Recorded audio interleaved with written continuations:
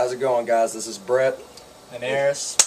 Sinlot Gameland. This is our first Is It Worth It video blog. Tonight we did the movie A213 Gacy House, based on John Wayne Gacy. If you haven't heard about him, he's a killer and he has intimate relationships with younger people and kills them and strangles them and stuff. Factual, he murdered and molested 33 adolescent boys. That's the actual fact on it. But as far as the actual movie goes, I would say this went pretty well. They did a good job. It's got that Paranormal Activity feel to it, but it has a little more than you would expect in a film like this. This film was filmed as a following camera, which is like Paranormal Activity, Blair Witch Project, where it's all in one film. They're actually just walking around, following everything. So I like that. I love movies that do that. This compared to Paranormal Activity, I thought it was more suspenseful, a little scarier, because I didn't think much of Paranormal Activity. It really had its suspenseful moments. Of course, you know, any movie like this is a little bit predictable. The climax, when it finally hit, the first girl they said was never found. That you saw that coming from a mile away. She thinks her friends are messing with her. The classic, go outside, come back in, game over. All right, let's go to acting.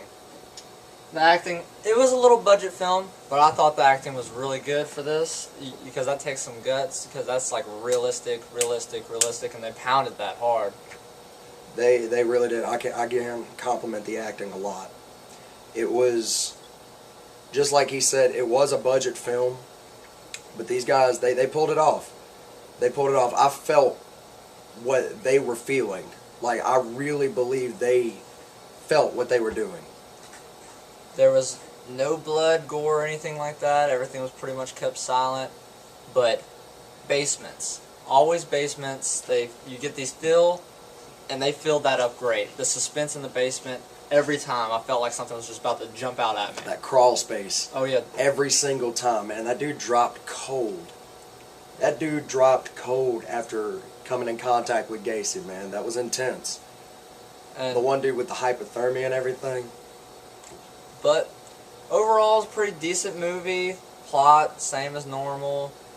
You got they're stuck in a house, they're investigating, and it comes out and tries to kill them. Pretty much, yeah. You get in there, you find a little bit, let's push it a little bit more. You find a little bit, and then comes the, oh no, I'm scared, let's get out, and it's too late factor. But now some cons I found in this movie. First of all, I kept getting lost in the house. I kept getting lost of where I was at. And the feel for the cameras just turning off and on kind of drove me nuts, you know? The constant switching through the camera. We went back and forth. I know the angles alone, there had to be at least 20 different cameras going on throughout the entire film.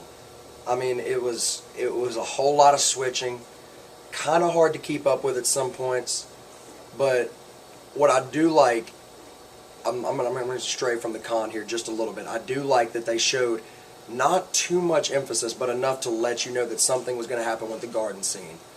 They didn't stress it too hard. They didn't play it for 5 minutes straight like you would find in Paranormal Activity and those films. But they left you just enough to give you the idea that something was coming. Now the ending. I like the ending. The ending was, I guess for a film like that, it was absolutely perfect. Oh yeah. I mean, I wish I could have saw a little bit more, but you get what you get. You know, they say Gacy was, you know, involved with little boys and everything, and all you see all of a sudden, this guy's running in there to tell the boss, you know, hey, let's go. Next thing you know, he's in the air, his drawers are at his ankles, he's screaming, flying down a hallway, and they don't find him. Alright, so what do you rate this? I would give this complete and totally, I would say a 9 out of 10 for a good Saturday night thriller. I was thinking much lower. I'm going to go with a 7. A 7? 6.5 to 7. And out of see it, skip it, maybe, I'm going to give it a maybe. If you're just in the kind of movie for that kind of rush, yeah, I would see it, but it's a maybe to me. I guess you would say the 9 I would give for the budget fact, but yeah, I'll agree with the maybe. Maybe? Alright, y'all. This is it for Is It Worth It? And is it worth it? Maybe. We'll give the maybe this time. All right. But until next time, take care.